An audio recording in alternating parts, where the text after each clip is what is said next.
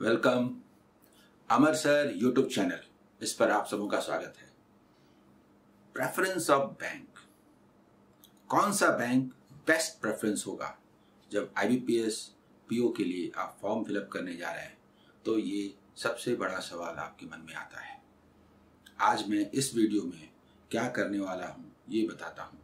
सबसे पहले उन क्राइटेरिया का डिस्कशन करूंगा जिनके आधार पर इसका फैसला होना चाहिए, और लास्ट में मैं अपनी राय दूंगा कि इन 11 बैंकों का आपका प्रेफरेंस क्या होना चाहिए, मेरी नज़र में क्या है, और जो क्राइटेरिया होगा वो भी बताता हूं किन क्राइटेरिया के आधार पर होगा।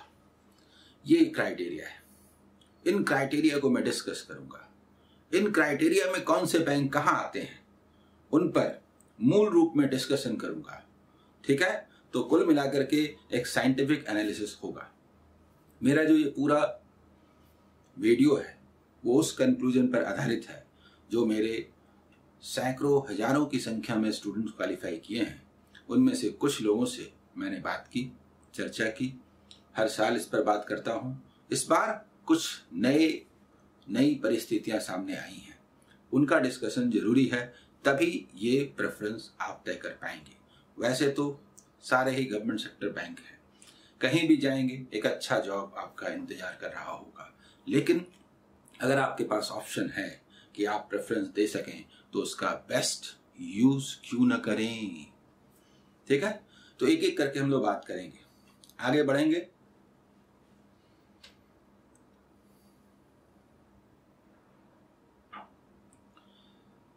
देखिए,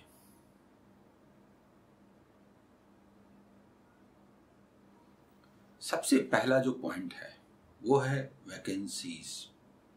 वैसे तो जो 11 बैंक्स हैं उसमें से 3 ने 0 वैकेंसी डिक्लेयर की हुई है, लेकिन 0 वैकेंसी डिक्लेयर करने के बाद भी, हालांकि संभावना बहुत कम है, फिर भी हो सकता है कि कुछ वैकेंसीज आगे आए।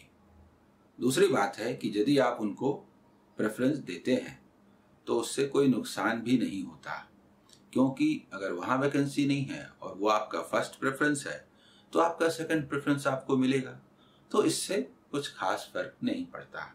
लेकिन जिन बैंकों में वैकेंसीज है, जिन्होंने दिया हुआ है, 11 में से 3 ने वैकेंसी नहीं दी है, 4 ने वैकेंसी दी है और 4 की नॉट रिपोर्टेड है, यानी वो आएगी। तो कुल मिला के वैकेंसीज भी एक साइजेबल नंबर होगी, हालांकि पिछले साल से कम होगी ये तो तय है, और उसके डिफरेंट रीजंस हैं। तो वैकेंसीज का अपना एक महत्व है, और आप वैकेंसीज देखिए तो आपके सामने आपको दिखाई दे रहा है कि जो 4 बैंक्स हैं, बाद में आपका बैंक ऑफ महाराष्ट्र का भी आ गया, तो वैकेंसीज जितनी ज्यादा हो उस बैंक को प्रेफरेंस देना चाहिए।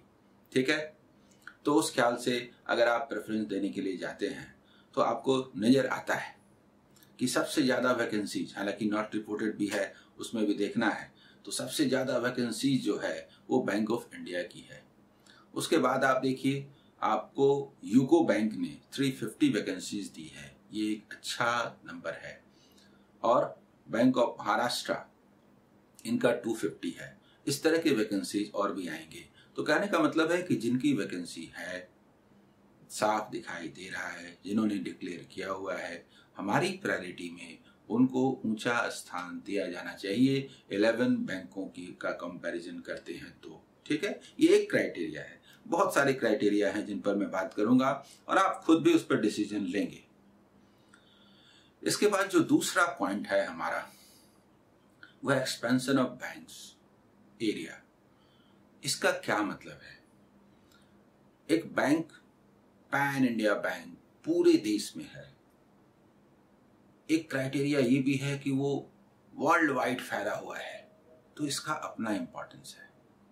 अगर पूरे देश के लेवल पर बैंक हैं तो आपका ट्रांसफर पोस्टिंग पूरे देश के पैमाने पर होगा, और यदि वर्ल्ड वाइड है तो आप दूसरे देश में भी आपके लिए संभावना पैदा होती है, न सिर्फ पोस्टिंग की बल्कि ट्रेनिंग या दूसरे कारणों से फॉरेन आप जा सकते हैं। और ऐसा मेरे उन सारे स्टूडेंट्स ने कहा जो लगभग 15 ईयर से हैं और जो जा चुके हैं, जिन्होंने जाते हुए देखा है और जो स्केल 4 और 5 की ओर है।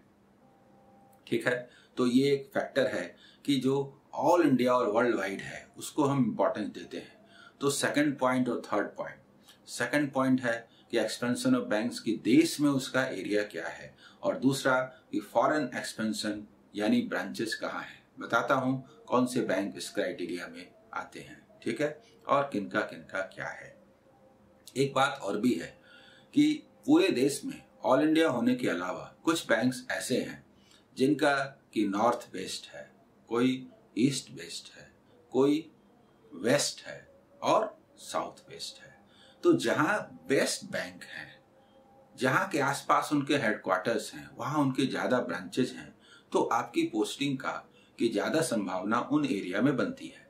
इसका मतलब उन एरिया में जो काम करना चाहते हैं वो अपने एरिया के बैंक को प्रेफर कर सकते हैं। ये स्टूडेंट पर डिपेंड करता है कि वो क्या चाहते हैं। तो इसका आप देखिए जो क्राइटेरिया है उसके मुताबिक सबसे पहले देखिए जो फॉरेन एक्सपेंशन के ब्रांचेस हैं, डेफिनेटली इसको आप प्रेफर करना चाहेंगे, वैसे ही आपकी चॉइस है। उसमें एसबीआई को तो छोड़ दीजिए, वो आईबीपीएस में नहीं है, उसको छोड़ के ही बात कर रहे हैं। तो bank of India, bank of Baroda, Punjab national bank, Canara bank and Indian Overseas bank, इनका वर्ल्ड वाइड है। तो डेफिनेटली आपके 11 जो बैंक्स होंगे उनके प्रेफरेंस में इनका स्थान बहुत ऊंचा होगा।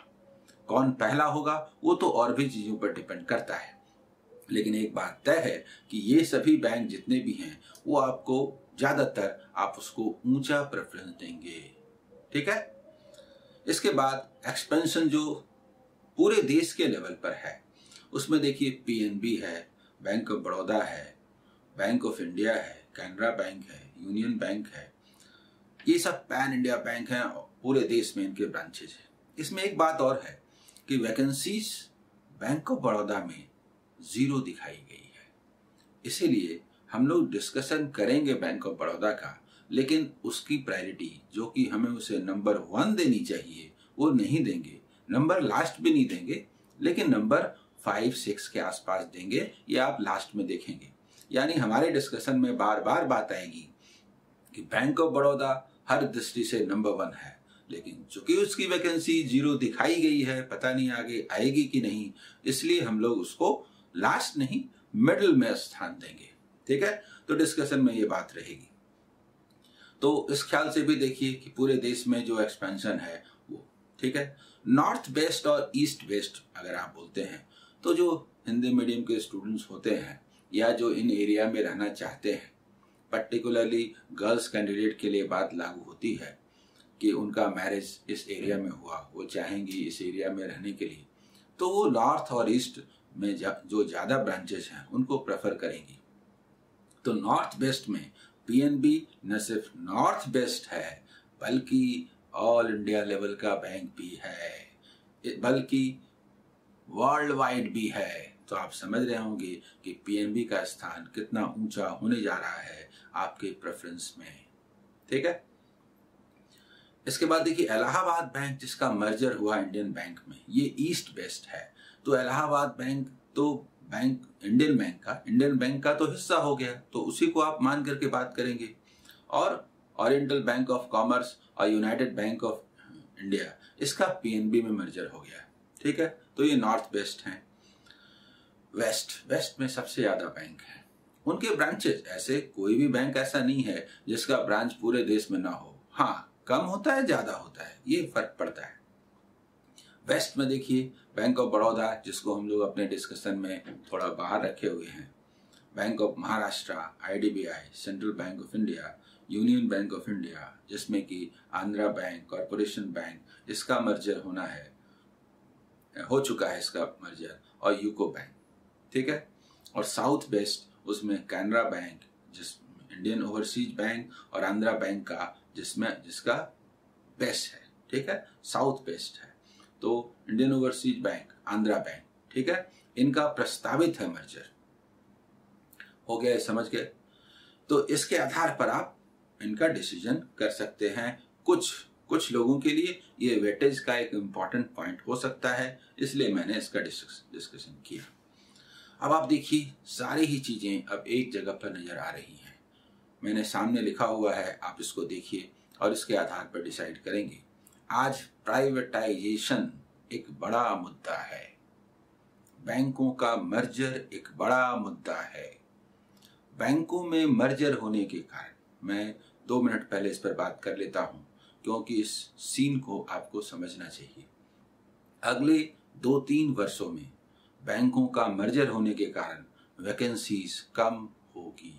यही कारण है कि कई बैंक अभी तक रिपोर्ट भी नहीं कर पाए हैं, क्योंकि बैंकों का मर्जर होने से एक्स्ट्रा स्टाफ को एब्जॉर्ब करने में 2-3 साल लगेंगे, तभी ज़्यादा वैकेंसीज पैदा हो पाएगी। तो इस ख्याल से बैंकिंग सेक्टर में, गवर्नमेंट सेक्टर में वैकेंसीज में अभी प्रॉब्लम रहना है 2-3 वर्षों तक। ये एक चैलेंज है बैंकिंग एग्जाम का प्रिपरेशन करने वाले स्टूडेंट्स के लिए। ये वही फेज है जो 95-96 के बाद पैदा हुआ था और करीब 5 इयर्स तक तो वैकेंसीज ही नहीं निकली थी जब कंप्यूटराइजेशन हुआ था। बड़े पैमाने पर मैन पावर एक्स्ट्रा हो गए थे, उनको एब्जॉर्ब करने में 5 साल लगे थे। उतना बड़ा नहीं है धीरे, क्योंकि बैंकिंग सेक्टर में अभी उछाल भी आना है, इसका एक्सपेंशन भी होना है, रिटायरमेंट भी उसके साथ जुड़ा हुआ है। इसलिए ऐसा नहीं है कि वैकेंसीज एकदम खत्म हो जाएगी, कम जरूर होगी, ये तो है। ठीक है, इसी आईने में हम लोग देखते हैं प्राइवेटाइजेशन का क्या इंपॉर्टेंस है। तो जिनका प्राइवेटाइजेशन करने का गवर्नमेंट निर्णय ले चुकी है और जिनका लेने जा रही है, ये एक मुद्दा है। तो इसको हम लोग कितना वेटेज देंगे, इस पर भी बात करेंगे। तो 3 पॉइंट्स तक हमने बात कर लिया था। 4th मैंने वेटेज दिया है कि growth, perspective and work culture. Bank के अंदर में ग्रोथ की संभावना कहाँ होती है और वर्क कल्चर कैसा है। तो ये हालांकि सारे के सारे बैंक गवर्नमेंट सेक्टर हैं, लेकिन इसमें फर्क पड़ता है, दोनों में डिफरेंस है। आप देखेंगे कि पीएनबी, बैंक ऑफ इंडिया और बैंक ऑफ बड़ौदा, इसमें भी मैं कहूँगा बैंक ऑफ बड़ौदा नंबर 1 है। उसका वर्क कल्चर, वहाँ पर जो लाइन ऑफ प्रमोशन है और दूसरी चीज़ें हैं, वो सबसे अच्छी मानी जाएगी, लेकिन उसने वैकेंसी ही 0 की हुई है।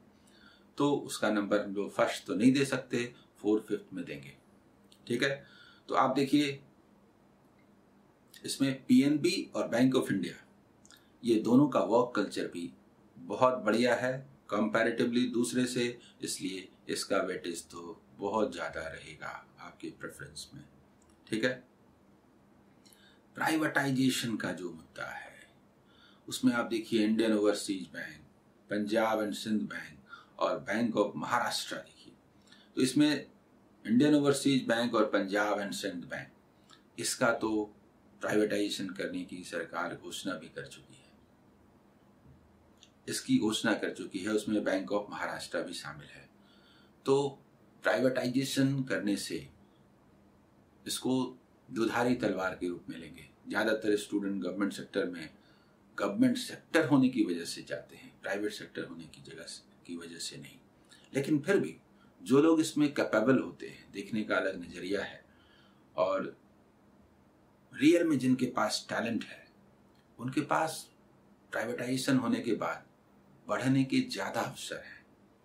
यहाँ जो सैलरी है उसका 4 गुना 5 गुना हो सकता है, लेकिन नुकसान ये है कि कभी भी आपको निकाल सकता है। तो ये एक व्यक्ति के अपने विचार पर निर्भर करता है कि वो क्या चाहता है। जल्दी और बहुत ऊंचा ग्रोथ चाहता है तो जिस सरकारी बैंक का प्राइवेटाइजेशन होना है वो उसके लिए अच्छा माना जाएगा। और ये पूरी तरह प्राइवेट तो होगा नहीं, क्योंकि गवर्नमेंट का तो शेयर उसमें रहना है, कंट्रोल जाएगा, पर वहाँ पर स्टाफ को निकालना इतना आसान भी नहीं होगा जितना कि प्योर प्राइवेट सेक्टर में होता है। ये एक डिफरेंस है। प्राइवेटाइजेशन का मतलब पूरा प्राइवेटाइजेशन नहीं है, पूरी तरह से बेच दे ऐसा नहीं है। ठीक है, तो इसको भी आप ध्यान में रख सकते हैं। लेकिन जो प्राइवेटाइज बैंक में नहीं जाना चाहते वो इसको अवॉइड करेंगे, इस पॉइंट को ध्यान में रखेंगे और ये एक बड़ा मुद्दा है क्योंकि हमारे स्टूडेंट्स में मेजॉरिटी है जिनको गवर्नमेंट सेक्टर प्रिय है, प्राइवेट नहीं। इसका मतलब इनमें से कुछ बैंक जिनका स्थान ऊंचा होना था, प्राइवेटाइजेशन के कारण उनका रैंक पीछे चला जाएगा। यहां पर सबसे जो खतरनाक बात है वो कि हमारे प्रेफरेंस में बहुत ऊंचा स्थान बैंक ऑफ इंडिया का आ रहा है। मतलब आज के डिस्कशन का अगर आप बोलिए 1 पॉइंट तो यही है, बैंक ऑफ इंडिया। हमारे सारे क्राइटेरिया में बैंक ऑफ इंडिया, पीएनबी और बैंक ऑफ बड़ौदा, ये 3 एकदम टॉप 3 में नजर आते हैं। और इस टॉप 3 में प्रॉब्लम ये हो गया है कि बैंक ऑफ बड़ौदा ने वैकेंसी 0 कर दी, पीएनबी वही एक बचा है इस 3 में, और बैंक ऑफ इंडिया जो है उसका एनपीए बहुत ज्यादा है। इतना बड़ा बैंक और गवर्नमेंट आगे जो मर्जर करेगी, मर्जर नहीं, आगे जब वो प्राइवेटाइज करेगी तो उसमें 3 बैंकों का नाम है प्राइवेटाइजेशन के बारे में, bank of India, union bank and central bank of India. उसके बाद आपका आईडीबीआई भी है। तो इन बैंकों का प्राइवेटाइजेशन कर सकती है गवर्नमेंट। इसमें बैंक ऑफ इंडिया बहुत बड़ा बैंक है, इसका मर्जर करने का डिसीजन, इसका प्राइवेटाइजेशन करने का डिसीजन इतना आसान नहीं होगा। तो मुझे लगता है कि शायद गवर्नमेंट बैंक ऑफ इंडिया का प्राइवेटाइजेशन न करे और बाकी का करे, जिसके बारे में सोच रही है। तो बैंक ऑफ इंडिया पर ही बात आके फंसती है। अभी अंदर की बातें हैं जो अंदर में चल रहा है प्रशासन में कि बैंक ऑफ इंडिया इसमें शामिल है, होना चाहिए नहीं होना चाहिए, ये सब गवर्नमेंट ने डिसीजन नहीं लिया है। तो बैंक ऑफ इंडिया आपकी चॉइस में ऊपर रहेगा। लास्ट जो पॉइंट मैंने लिया है वो है सैलरी एंड अलाउंसेस। आप देखिए, वैसे तो सबों का जो बेसिक पे है वो तो बराबर ही है, लेकिन जो अदर अलाउंसेस हैं उसमें अंतर है। उसमें अंतर है का मतलब ये है कि मैंने उनसे जानकारी मांगी, उन्होंने बताया कि टोटल जो 50,000 का एक ग्रॉस है, अभी पे वेज रिवीजन भी हो रहा है, चेंज भी होगा, तो 50,000 प्लस 26,000 अदर अलाउंसेस। न्यू जो बहाली होती है एक बैंक पीओ की, उसकी 50,000 plus 26,000 other allowances, 76,000 per month की सैलरी होती है। लेकिन अदर अलाउंसेस में शुरू में 5 to 7,000 का डिफरेंस है।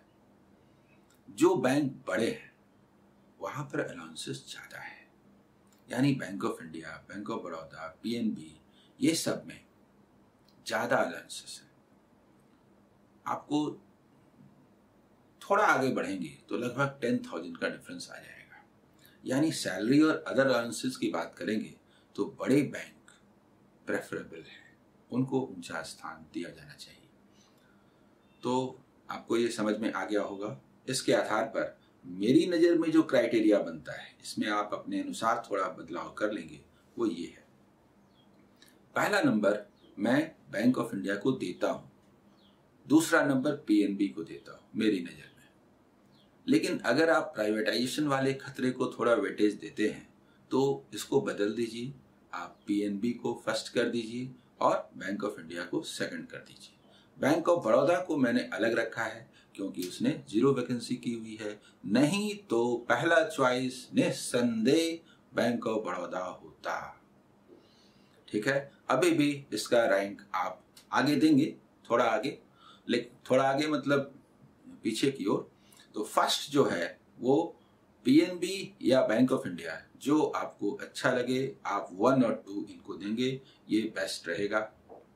थर्ड नंबर पर कैनरा बैंक है, फोर्थ में यूनियन बैंक है क्योंकि एक बड़ा बैंक भी है, इसका मर्जर जो होना था इसमें ही हुआ है, आंध्रा बैंक और कॉर्पोरेशन बैंक का। कॉर्पोरेशन बैंक एक बहुत बढ़िया बैंक रहा है, तो यूनियन बैंक एक बड़े बैंक के रूप में उभरा है। इसने नॉट रिपोर्टेड कहा है लेकिन इसकी वैकेंसी तो आएगी, तो इसका स्थान भी काफी ऊंचा है। अगर वो साउथ के स्टूडेंट हैं तो वो इसको थोड़ा ज्यादा प्रेफर भी करेंगे और ऊंचा स्थान भी दे सकते हैं। वही बात इंडियन बैंक का है, इसमें इलाहाबाद बैंक का मर्जर हुआ है, इसका स्थान भी ऊंचा रहेगा, मैंने इसको 6 दिया है। और 7th में यूको बैंक है। तो 1 से लेकर के 7 तक आप देखिए, इनका रैंक चाहे आप बदल लीजिए, लेकिन इन 7 में से कोई भी 8th नहीं होना चाहिए। मतलब मैं यहां पर एक विभाजन रेखा खींचता हूं, मतलब ये कि 7 के नीचे जो 4 बैंक हैं वो 4 नीचे ही रहेंगे आपके प्रेफरेंस में, और 7 तक जो बैंक हैं वो ऊपर ही रहेंगे, उनके ऑर्डर में चाहे जो बदलाव कर लीजिए। बैंक ऑफ महाराष्ट्र एक बहुत अच्छा ऑप्शन हो सकता था, लेकिन इसका प्राइवेटाइजेशन करने का गवर्नमेंट ने डिसीजन ले लिया है, और प्राइवेटाइजेशन आज की तारीख में एक सबसे बड़ा मुद्दा बन के उभरा है। इसलिए बैंक ऑफ महाराष्ट्र पीछे है, आप चाहे तो इसको और पीछे कर सकते हैं यदि आपको प्राइवेटाइजेशन से डर लगता है। यानी 8th, 9th, 10th और 11th को आपस में आप चेंज कर लीजिए। अगर कोई साउथ बेस्ड हैं उसके आधार पर प्राइवेटाइजेशन को बहुत ज्यादा वेटेज देते हैं उसके आधार पर, तो और 1 to 7 ऊपर ही रहेगा, उनका रैंक आप चाहे तो इधर उधर कर लीजिए। तो मुझे लगता है कि मैंने अपनी ओर से जहां तक संभव था इसका विश्लेषण कर दिया।